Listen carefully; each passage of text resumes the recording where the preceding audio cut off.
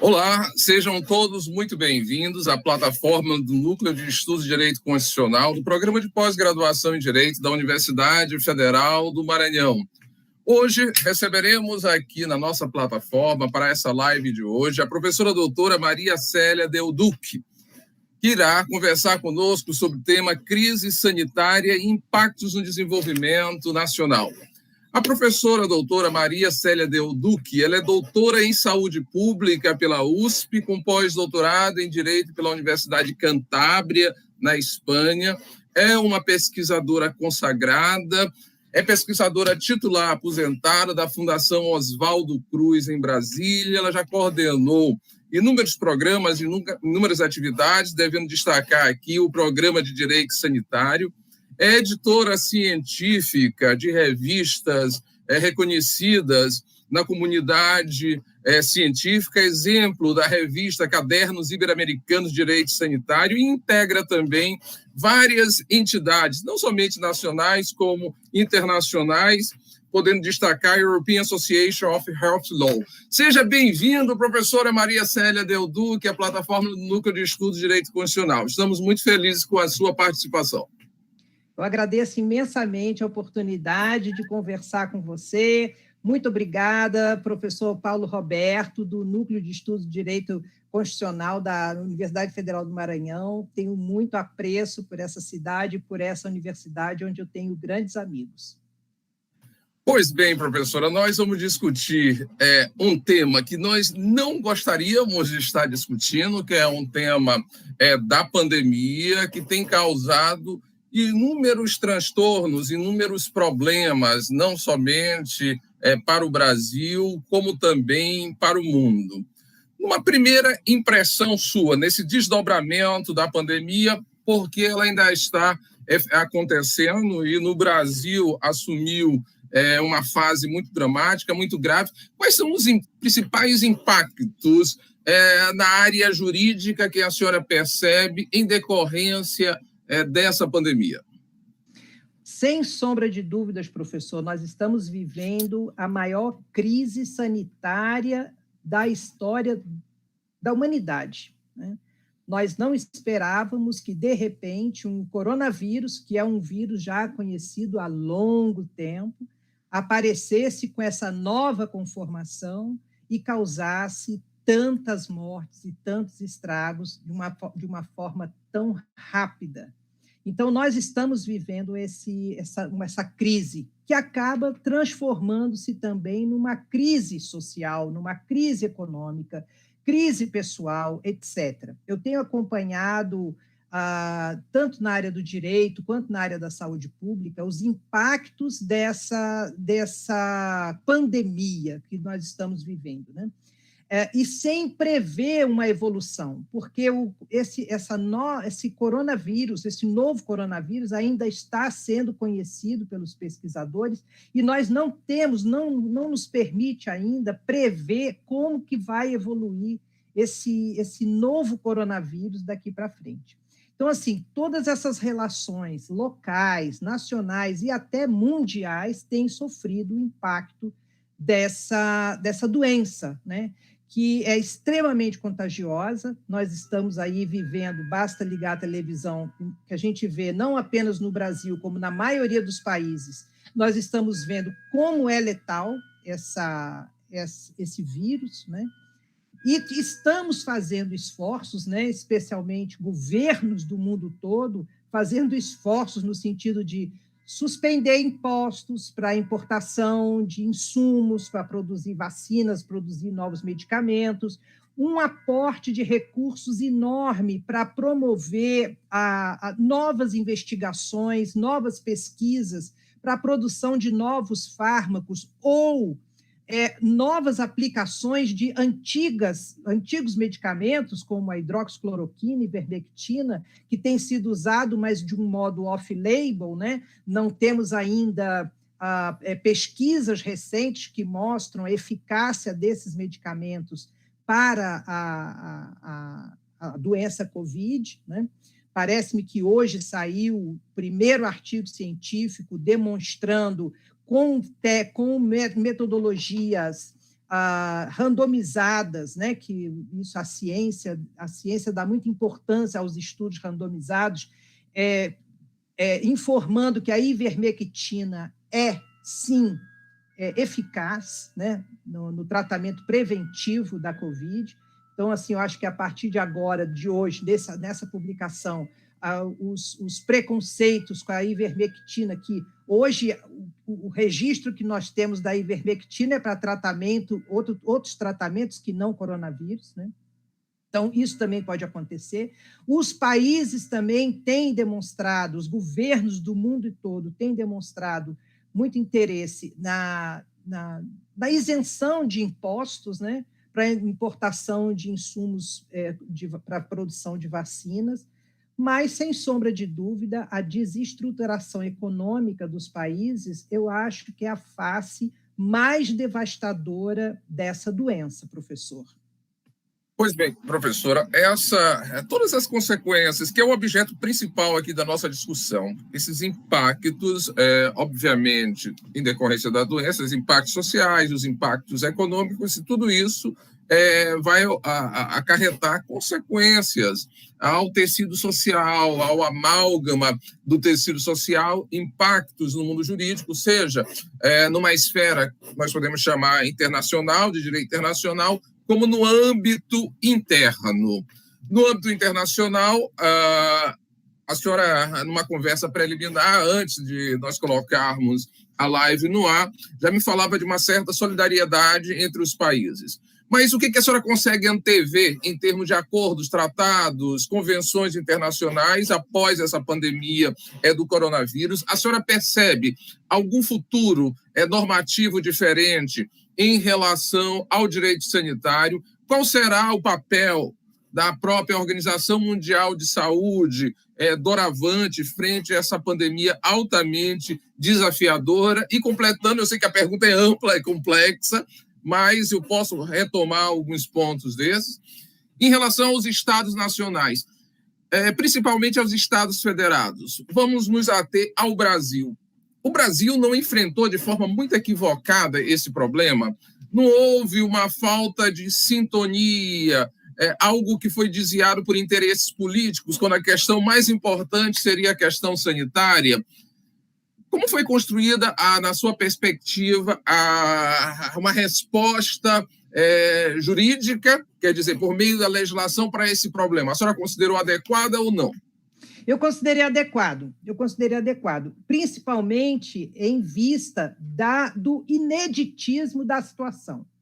Ora, é uma doença desconhecida, nos pegou a todos de surpresa. Isso para falar apenas do Brasil, muito embora a mesma experiência foi vivida por todos, né? Hoje eu estava ouvindo o jornalista Alexandre Garcia, e ele dizendo que a imprensa festejava muito o fato do Chile já ter vacinado 70% de sua população, e a imprensa inteira festejando isso. Só que a população do Chile é infinitamente menor que a população brasileira. Então, se nós pegarmos o número de vacinados que nós já vacinamos, nós já ultrapassamos a população chilena. E, no entanto, isso não é festejado. O Brasil tem, professor Paulo, o Brasil tem um dos melhores sistemas de imunização do planeta. Esse sistema de imunização faz chegar a vacina nos locais mais remotos do nosso país. É bom lembrar, para quem tem filho pequeno, né, naquelas campanhas de vacinação contra a poliomielite, que é aquela gotinha na língua, em que a televisão mostra claramente as doses da vacina chegando naquelas populações ribeirinhas, nos recantos mais distantes da Amazônia.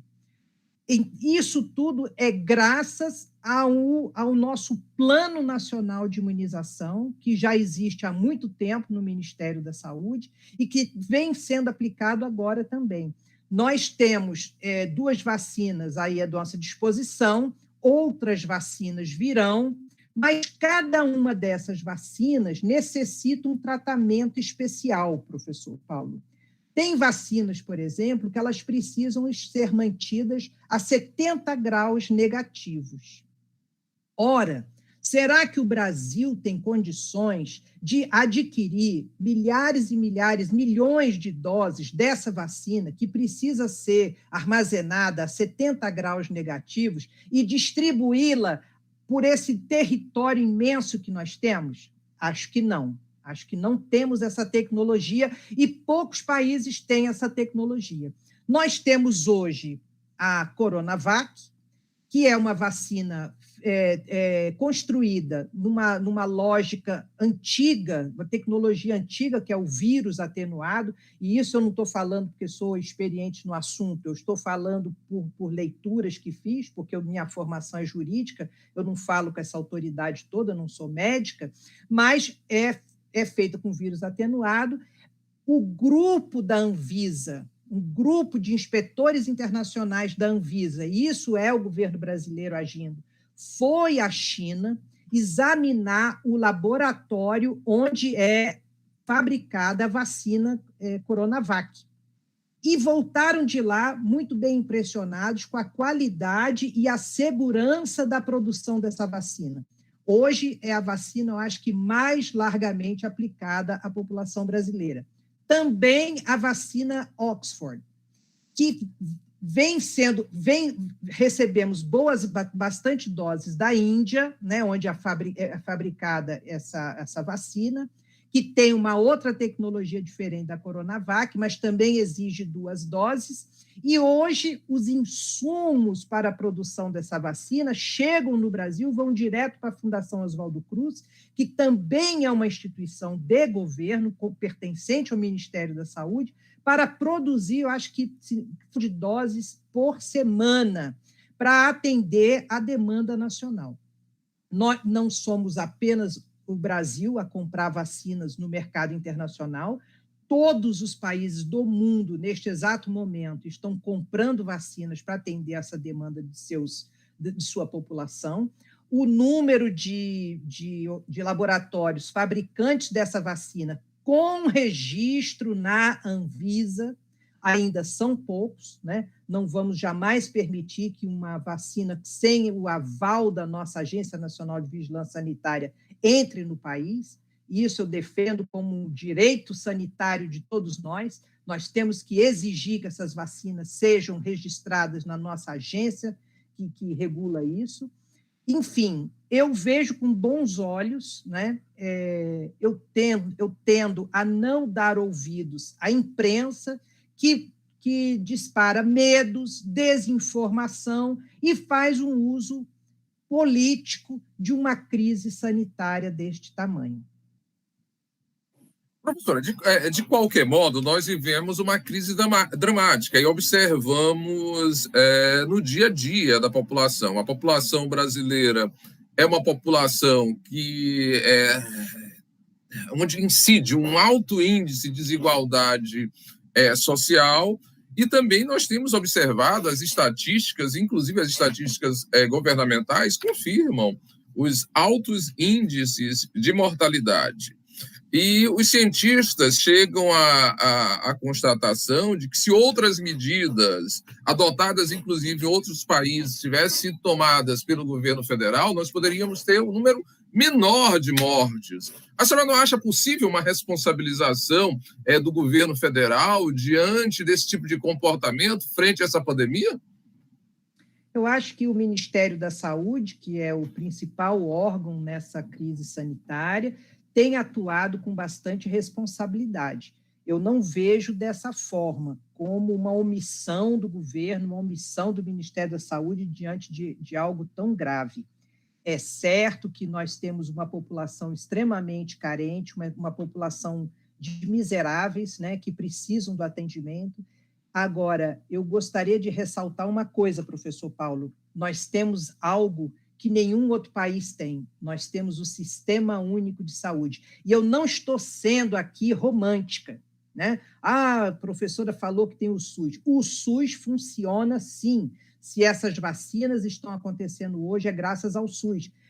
Todos esses casos de Covid que batem à porta dos hospitais, eles batem principalmente à porta do SUS. E se nós temos um alto índice de mortalidade, isso é verdade, nós temos também um altíssimo índice de recuperação. Altíssimo índice de recuperação. Então, assim, eu louvo os profissionais do Sistema Único de Saúde, que é a maior política pública da área da saúde que nós temos no Brasil. Eu louvo esses profissionais, eu louvo gestores desse sistema, que mesmo com subfinanciamento, etc., têm dado resposta a essa calamidade que nós estamos vivendo com a Covid. Talvez não tenha sido isso que o senhor esperava que eu respondesse, mas, como estudiosa do direito sanitário e estudiosa das políticas públicas do Sistema Único de Saúde, eu sou obrigada a reconhecer que um país que não tenha um Sistema Único de Saúde como o nosso deve estar tendo dificuldades de enfrentar a pandemia. Professora, recentemente, dois dias atrás, creio, houve uma decisão do Supremo Tribunal Federal de o ministro mais recente, Nunes Marques, se não me falha a memória, ele, em um entendimento contrário ao do colegiado, ele possibilitou o funcionamento de instituições religiosas, dos templos religiosos, no momento mais grave da pandemia. Como é que a senhora analisa essa questão como jurista na área de direito sanitário? Como é que a senhora vê essas incoerências do nosso sistema de justiça, notadamente do Poder Judiciário e agora da Suprema Corte? O colegiado decide de uma forma, vem um juiz monocrático, decide de outra maneira. E algo que interessa a todos, que é a saúde. A saúde deveria estar acima de todos os outros direitos nesse momento. Como é que a senhora analisa essa questão? Não é de hoje, né, professor Paulo Roberto, que o judiciário, vamos dizer, interfere nas decisões políticas na área da saúde.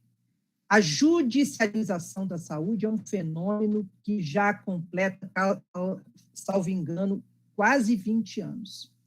É o judiciário, são os juízes decidindo que medicamento que o paciente tem que tomar, decidindo qual procedimento de saúde que o paciente tem que ter, qual é o leito hospitalar que esse paciente tem que ocupar.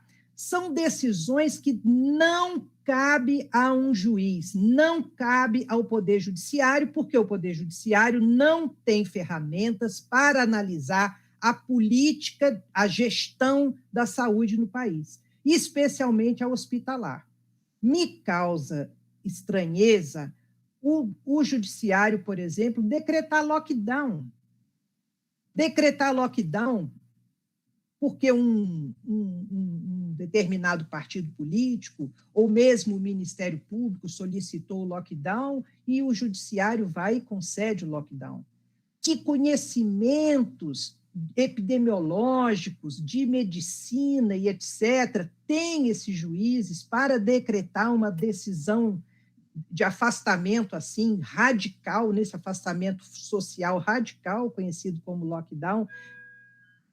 A formação de um juiz não dá a ele condições intelectuais para ele tomar essa decisão tranquilamente. A mesma coisa a questão da sua pergunta, funcionamento dos templos e igrejas, etc. Não vejo razão de um juiz adentrar nesse assunto que não cabe, muito menos, a um ministro da Corte Suprema. Isso é uma decisão quase que do prefeito, né? O prefeito é que decide lá, quase que numa política local, se a igreja vai funcionar ou se não vai funcionar, ou se o mercado vai abrir ou não vai abrir. O próprio Supremo delegou aos governadores e prefeitos a competência para decidir como conduzir a crise sanitária. Eu acho que não cabe nem juiz decretar lockdown o juiz simplesmente abolir lockdown. Eu acho que não tem condições desse tipo de decisão, assim como não procede as milhares e milhares de decisões na área da saúde, no conhecido fenômeno judicialização da saúde. Pois bem, professora, nós temos observado, isso eu concordo com a senhora, dessa intervenção inadequada do Poder Judiciário. Acho que questões de natureza excessivamente técnica, diz respeito à educação, saúde, realmente, em termos de políticas públicas, isso é uma seara que o Judiciário ele deve ter um comportamento bem minimalista, ele deve buscar ter um comportamento de observador e não de intervenção em relação a essas questões.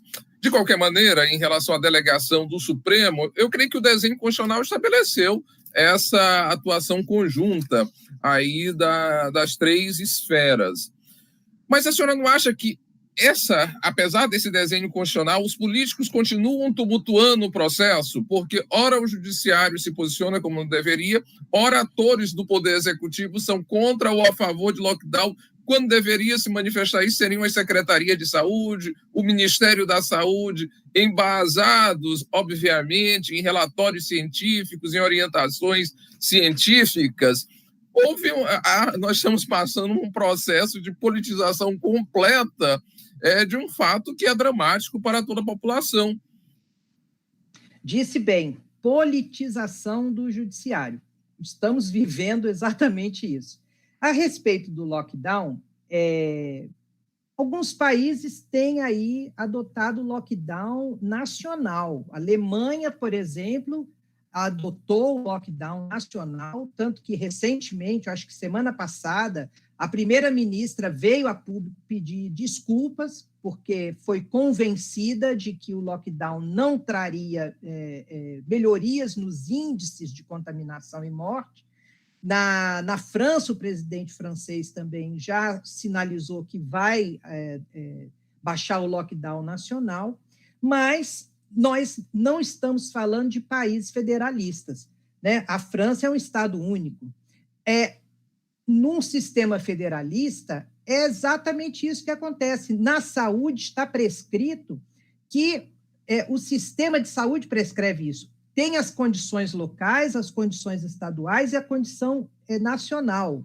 E que essas três esferas de governo possam atuar de forma harmoniosa através de pactuações. É isso que acontece no Sistema Único de Saúde. Por isso, existe uma comissão que chama-se Comissão Intergestores Tripartite, ou seja, União, Estados e Municípios, com representantes dessas três esferas para pactuarem as ações na área da saúde. É certo, professor Paulo, que as nossas diferenças regionais são imensas. Uma doença na região norte, onde tem calor, tem sol, etc., ela vai ter uma atuação diferente de uma região no sul do país, onde faz frio e, às vezes, até neva.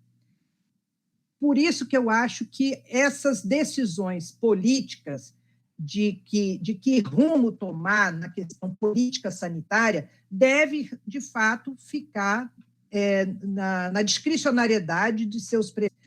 Se algum caso político dessa situação, eu lamento. Os eleitores estejam prestando muita atenção nos seus governantes para que, se houver realmente uso político de uma crise sanitária sem precedentes como a nossa, que a resposta devida venha nas urnas em 2022.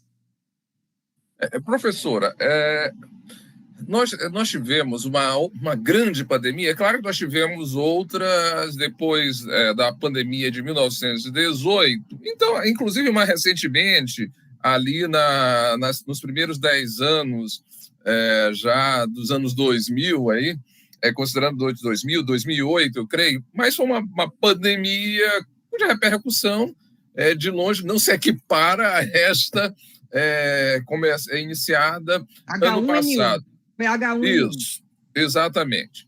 Mas nós temos uma experiência de 1918 que é muito bem documentada, muito bem relatada em textos, em livros, em relatórios científicos importantes.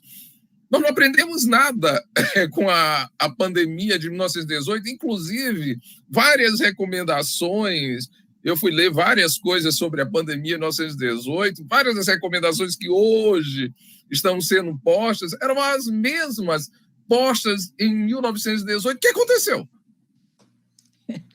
Professor Paulo, realmente nós temos uma dificuldade em aprender com as experiências. Eu estava lendo aqui, relendo, um livro muito interessante, é um manuscrito contando a história de Oswaldo Cruz. Muito interessante o livro. Eu até recomendo que as pessoas busquem a história de Oswaldo Cruz, porque a gente está vivendo algo muito parecido. Oswaldo Cruz precisava sanear o Rio de Janeiro, que graçava com a febre amarela. E havia a vacina contra a febre amarela. E Oswaldo Cruz tomou isso, ele foi declarado ministro da Saúde, naquela época não tinha esse nome, mas era como se fosse o ministro da Saúde, ele era um jovem, 20 e poucos anos, recém-chegado do Instituto Pasteur, onde ele foi fazer um doutoramento, e ele trouxe, não, a febre amarela se cura com vacinas. E as pessoas no Rio de Janeiro, imagina, início do século XX, era 1902, as pessoas não conheciam a vacina. E Oswaldo Cruz, ele obrigou, foi uma vacinação compulsória.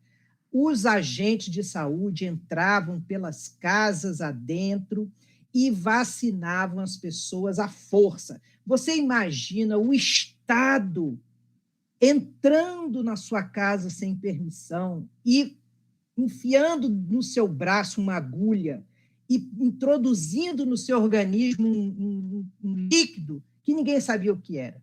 E pior, as moças eram vacinadas na região da... Isso, em 1902, significava que ela tinha que levantar para o agente de saúde poder vacinar.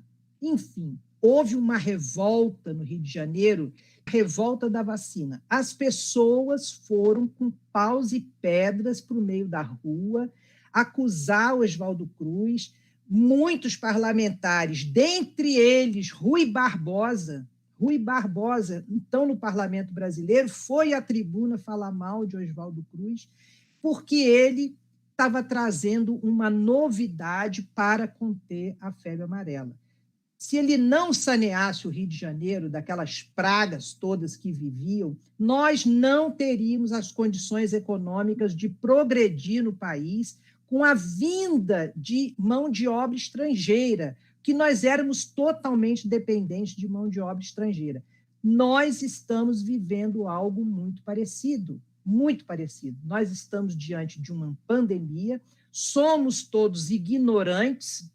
O que vai ser feito de nós? Não sabemos se lockdown é o melhor, não sabemos se a vacina é a melhor, não sabemos se o tratamento precoce é o melhor. São ideias aos milhares, uns condenando os outros, a gente não tem ainda segurança de absolutamente nada, ou seja, não aprendemos nem com a experiência de 2018, nem com a experiência de 1902.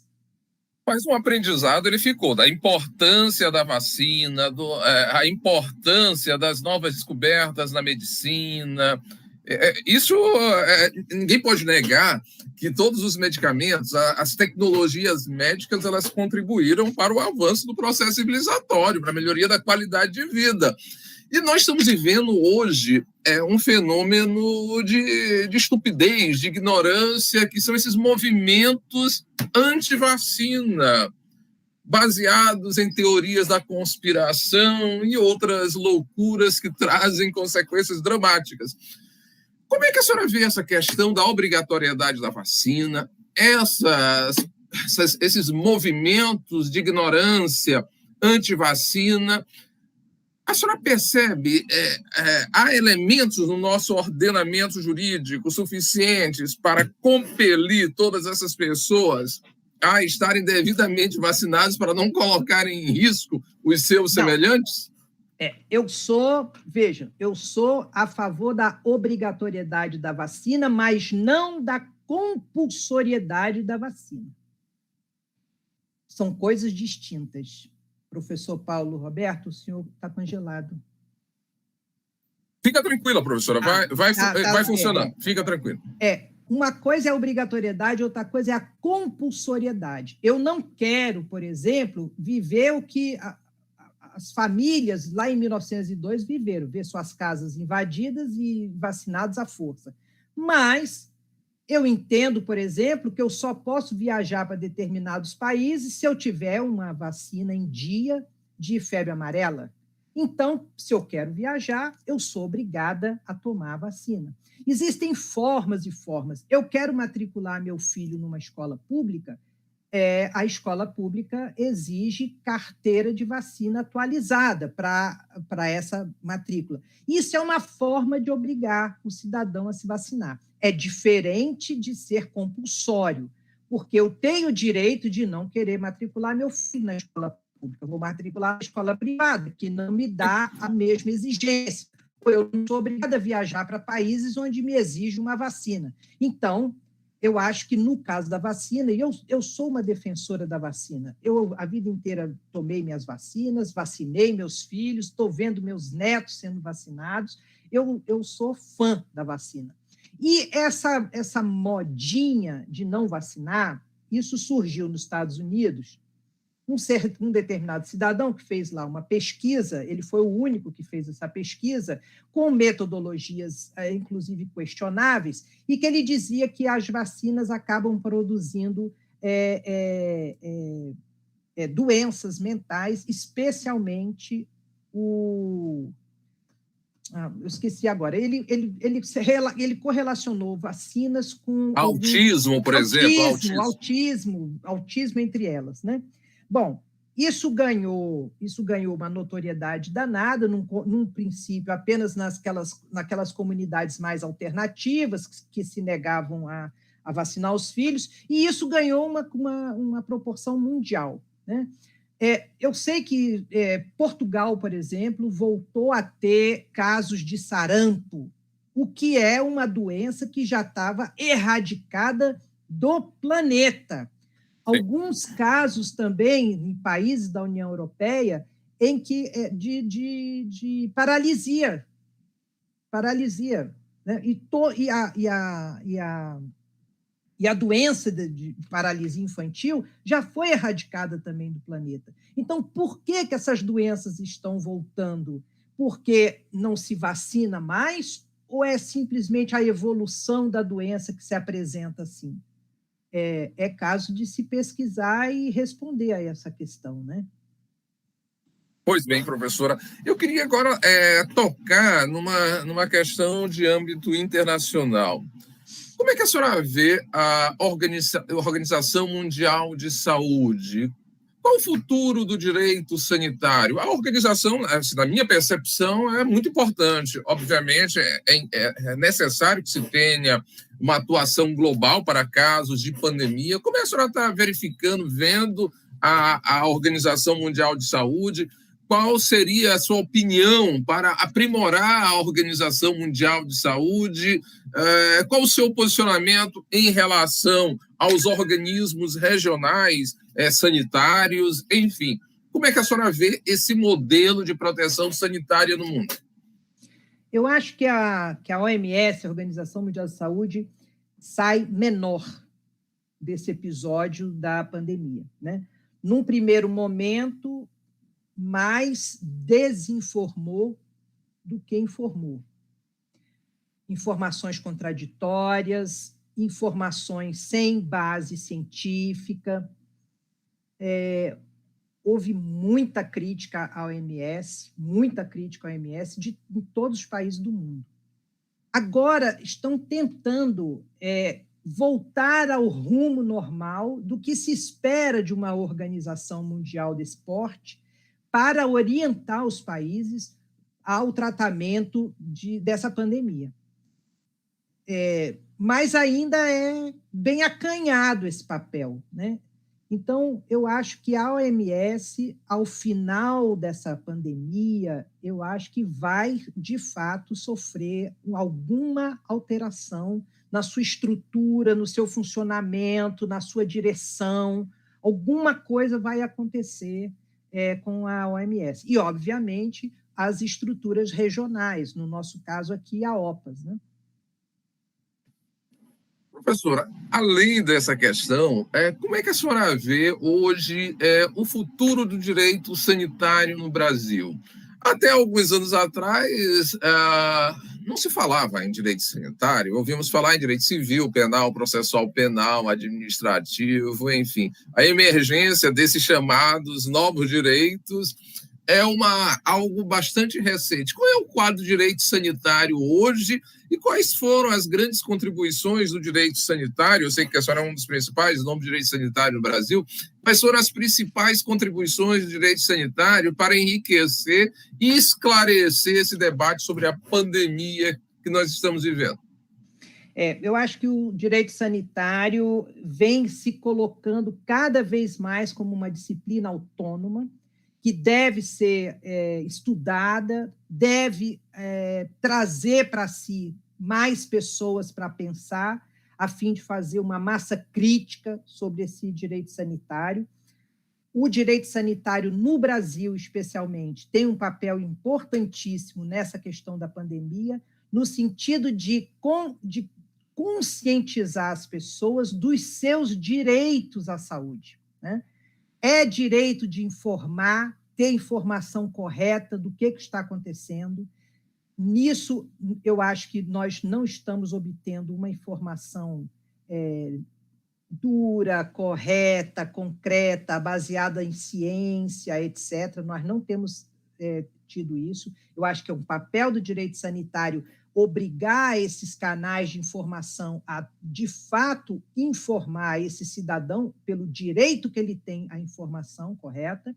O direito sanitário também conscientiza as pessoas de que se o Estado não lhe dá aquilo que ele tem por direito constitucional, ele pode exigir do Estado, ele tem o direito subjetivo de exigir do Estado, não só vacinas, informação, etc., mas pesquisas, cada vez mais pesquisas, investimentos em pesquisas, para que a gente possa ter indicadores melhores e podermos sair dessa situação de uma forma melhor do que nós entramos. Quando a senhora fala em direito subjetivo do cidadão, de exigir mais do Estado, pesquisas, acesso a esses serviços, a esses bens, vamos chamar assim, a senhora também enquadraria uma busca ao Poder Judiciário ou não? A busca ao Poder Judiciário, mas também a busca aos seus políticos, né? A um sistema legislativo que está ali também para atender o cidadão, Ministério Público, que é extremamente importante numa situação dessa, e outras instituições de direito, como Defensoria e Procuradorias. Eu acho que agora é um esforço de todos, não apenas do Poder Judiciário. Mas isso não contribuiria para uma intervenção inadequada e, às vezes, inconsequente do Poder Judiciário, essa busca? Ou nós teríamos de reconstruir ou criar um novo desenho para a efetivação de direitos? Quando eu falo que o cidadão deve procurar isso, o fortalecimento do direito sanitário representa a busca do cidadão por melhores investimento em ciência, etc., eu não estou falando apenas daquele cidadão individualmente que busca o judiciário individualmente, mas o cidadão, por exemplo, que bate à porta do Ministério Público, e o Ministério Público, em nome desse cidadão, em nome dessa sociedade, provocar o governo, provocar o judiciário, provocar as instâncias decisórias para investimento em pesquisa, investimento em novos fármacos, que nós não temos isso. Não há uma vacina essencialmente brasileira desenvolvida no país. Nós estamos recebendo os pacotes fechados de fora. Ora, isso é falta de investimento em pesquisa dentro do nosso país. Então, assim, ações do Ministério Público, ações de partidos políticos, no sentido de exigir maiores investimentos em ciência, em tecnologia, em informação, em conscientização, isso também isso é importante. Mais até do que o indivíduo solitariamente buscar o Poder Judiciário para obter apenas para si um insumo ou alguma coisa na área da saúde. Perfeito, professor. Nós já estamos chegando aqui ao final da nossa live, passou tão rápido, eu tinha várias questões para formular, senhora. Nós temos um desafio sanitário gigantesco, não só por conta da pandemia, mas também por conta da nossa realidade de extrema desigualdade. Então, a falta de saneamento básico, a falta de noções de higiene, a pobreza extrema, isso é um ambiente muito propício ao desenvolvimento de várias doenças, inclusive epidemias e pandemias. Os desmatamentos que estão acontecendo, alguns cientistas já começam a ver pragas, outras pestes surgirem desse tipo de comportamento. Como é que a senhora vê esse desafio gigantesco para um Brasil cuja pobreza só tem aumentado notadamente por conta da pandemia? Como é que nós vamos enfrentar esse desafio sanitário gigantesco do momento e do futuro? Esse desafio nós enfrentamos todos os dias no Sistema Único de Saúde. Nós convivemos com 2 problemas graves no Brasil. Num ponto, as doenças da riqueza, né? As doenças da riqueza como infarte, AVC, etc., né? E, do outro lado, nós temos as doenças parasitárias, muitas delas medievais, que ainda convivem com essa realidade das doenças da riqueza. Existem países que não têm mais a menor ideia do que seja leishmaniose, o que seja, que o pessoal chama calazar, né? O pessoal chama calazar, não tem a menor ideia do que seja isso, doença de Chagas. Tem países que não sabem, porque já superaram isso há muito tempo, há muitos séculos. E nós ainda vivemos com isso todos os dias. Não é a pandemia que vai trazer essa gritante diferença, mas nós convivemos diariamente. Eu tenho muito orgulho, sabe, do professor Paulo Roberto, de ter passado tantos anos na Fundação Oswaldo Cruz. A Fundação Oswaldo Cruz é um órgão do Ministério da Saúde responsável pela pesquisa dessas doenças da pobreza, que o pessoal chama das doenças negligenciadas. E é com recursos públicos, recursos que vêm do pagamento de nossos impostos, vêm dos nossos contribuintes, que a Fiocruz faz pesquisas nessas doenças, doença de Chagas, leishmaniose visceral, doenças que em nenhum outro país existe. E a Fiocruz arduamente faz pesquisas, temos avançado em algumas doenças dessas com remédios também produzidos pela Fiocruz, kits de diagnóstico, né? Nós convivemos até hoje com a dengue, zika, chikungunya. Há bem pouco tempo nós vivemos aí uma crise com o zika vírus, várias crianças nasceram com problemas, né? E cabe aos nossos pesquisadores, aos nossos médicos e doutores, a investigação dessas doenças. Isso é típico de um país desigual. E é nossa responsabilidade. Nós, que estamos vivendo, cada um no seu setor, um é professor, o outro é dona de casa, o outro é empresário, o outro é político, todos nós temos que nos conscientizar de que essa diferença não pode se perpetuar no Brasil. Nós já entramos no século XXI com essas gritantes diferenças, que enquanto uma pessoa tem os melhores hospitais do mundo, como, por exemplo, São Paulo, o outro mora numa palafita, né, sujeito às doenças parasitárias mais comuns, né? coisas que uma criança nascida na região sudeste, por exemplo, ela cresce, vira idoso, morre e nunca teve um parasita. Então, assim, isso é um desafio nosso que a pandemia talvez venha até agravar. Sim.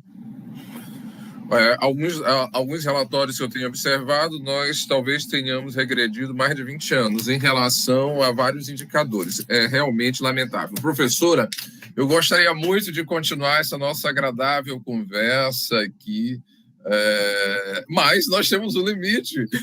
A minha equipe já fica aqui no meu pé, olha, precisamos encerrar. Chegou no momento.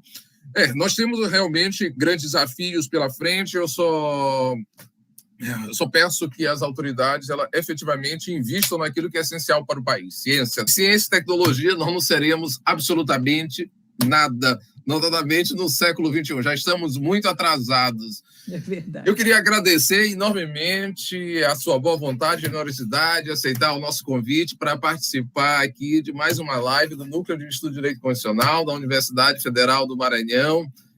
Foi extremamente agradável, professora doutora Maria Célia Del Duque. Eu passo a palavra à senhora, mas já antecipadamente agradecendo a sua participação. Agradeço imensamente ter tido a oportunidade de falar de um assunto que eu gosto tanto e que eu estudo.